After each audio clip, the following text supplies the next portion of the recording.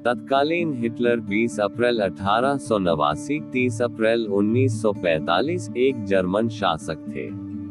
वे राष्ट्रीय समाजवादी जर्मन कामगार party NSDAP के नेता थे।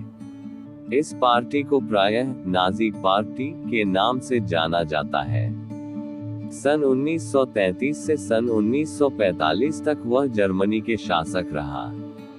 हिटलर को द्वितीय विश्व युद्ध के लिए सर्वाधिक जिम्मेदार माना जाता है। द्वितीय विश्व युद्ध तब हुआ जब उसके आदेश पर नात्सी सेना ने पोलैंड पर आक्रमण किया। फ्रांस और ब्रिटेन ने पोलैंड को सुरक्षा देने का वादा किया था और वादे के अनुसार उन दोनों ने नवा विक्रम के विरुद्ध युद्ध की घोषणा कर दी। जीवनी। हिटलर की मां क्लारा। हिटलर के पिता अलोइस।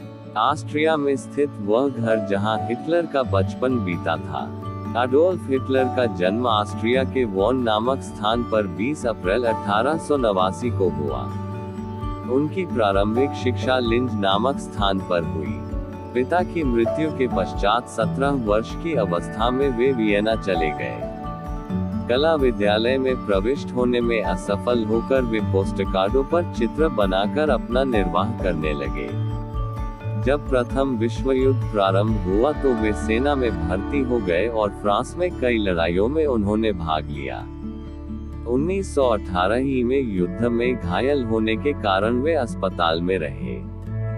जर्मनी की पराजय का उनको बहुत दुख हुआ। 1918 ही में उन्होंने नाजी दल की स्थापना की। इसके सदस्यों में देश प्रेम कूट-कूट कर भरा था।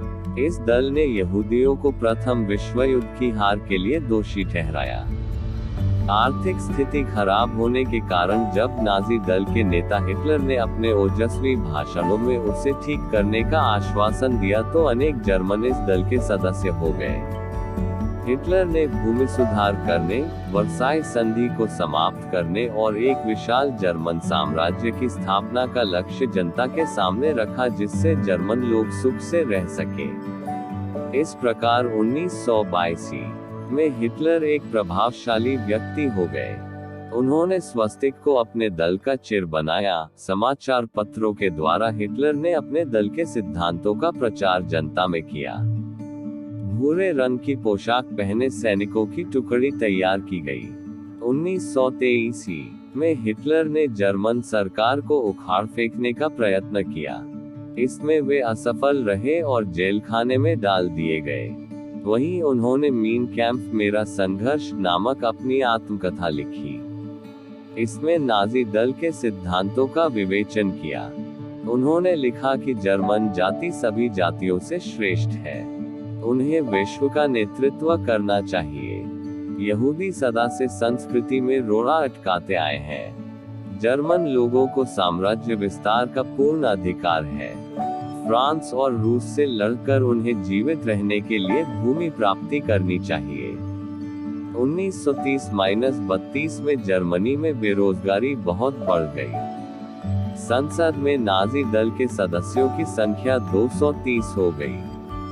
1932 के चुनाव में हिटलर को राष्ट्रपति के चुनाव में सफलता नहीं मिली। जर्मनी की आर्थिक दशा बिगड़ती गई और विजयी देशों ने उसे सैनिक शक्ति बढ़ाने की अनुमति की। 1933 में चांसलर बनते ही हिटलर ने जर्मन संसद को भंग कर दिया, साम्यवादी दल को गैरकानूनी घोषित कर दिया और राष्ट्र को स्वावलंबी बनने के लिए ललकारा। हिटलर ने डॉक्टर जोसेफ गोयबल्स को अपना प्रचार मंत्री नियुक्त किया। नाजी दल के विरोधी व्यक्तियों को जेल खानों में डाल दिया गया।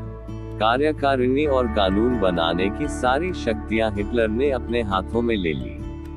1934 में उन्होंने अपने को सर्वोच्च न्यायाधीश घोषित कर दिया। उसी वर्ष हिंडनबर्ग की मृत्यु के पश्चात वे राष्ट्रपति भी बन बैठे। नाजी दल का आतंक जनजीवन के प्रत्येक क्षेत्र में छा गया। 1933 से 1938 तक लाखों यहूदियों की हत्या कर दी गई। नवयुवकों में राष्ट्रपति के आदेशों का पूर्ण रूप से पालन करने की भावना भर दी गई और जर्मन जाति का भाग्य सुधारने के लिए सारी शक्ति हिटलर ने अपने हाथ में ले ली। हिटलर ने 1933 में राष्ट्रसंघ को छोड़ दिया और भावी युद्ध को ध्यान में रखकर जर्मनी की सैन्य शक्ति बढ़ाना प्रारंभ कर दिया। प्रायः सारी जर्मन जाति को सैनिक प्रशिक्षण दिया गया। 1934 में जर्मनी और पोलैंड के बीच एक दूसरे पर आक्रमण न करने की संधि हुई। उसी वर्ष ऑस्ट्रिया के नाजी दल ने वहां के चांसलर डॉल्स का वध कर दिया। जर्मनी की इस आक्रामक नीति से डरकर रूस, फ्रांस, चेकोस्लोवाकिया, इटली आदि देशों ने अपनी सुरक्षा के लिए पारस्परिक संधियां की। उधर हिटलर ने ब्रिटेन के साथ संधि करके अपनी जलसेना ब्रिटेन की जलसेना का 35% रखने का वचन दिया। इसका उद्देश्य भावी युद्ध में ब्रिटेन को तटस्थ रखना था, किंतु 1935 में ब्रिटेन, फ्रांस और इटली ने हिटलर की शिस्त्रीकरण नीति की निंदा की। अगले वर्ष हिटलर ने वर्साई की संधि को भंग करके अपनी सेनाएं फ्रांस के पूर्व में राइन नदी के प्रदेश पर अधिकार करने के लिए भेज दी। 1937 में जर्मनी ने इटली से संधि की और उसी वर्ष ऑस्ट्रिया पर अधिकार कर लिया। हिटलर ने फिर चेकोस्लोवाकिया के उन प्रदेशों को लेने की इच्छा की जिनके अधिकतर निवासी जर्मन थे। ब्रिटेन, फ्रांस और इटली ने हिटलर को संतुष्ट करने के लिए म्यूनिख के समझौते से चेकोस्लोवाकिया को इन प्रदेशों को हिटलर को देने के लिए विवश किया।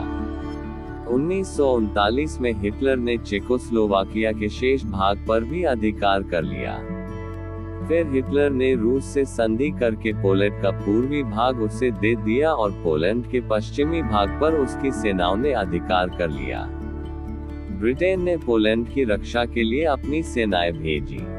इस प्रकार द्वितीय विश्व युद्ध प्रारंभ हुआ। फ्रांस की पराजय के पश्चात हिटलर ने मुसोलिनी से संधि करके रूम सागर पर अपना आधिपत्य स्थापित करने का विचार किया। इसके पश्चात जर्मनी ने रूस पर आक्रमण किया।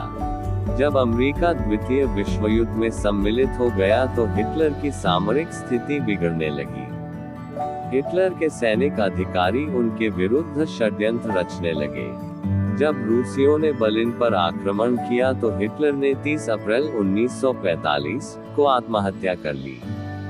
प्रथम विश्व युद्ध के विजेता राष्ट्रों की संकुचित नीति के कारण ही स्वाभिमानी जर्मन राष्ट्र को हिटलर के नेतृत्व में आक्रामक नीति अपनानी पड़ी।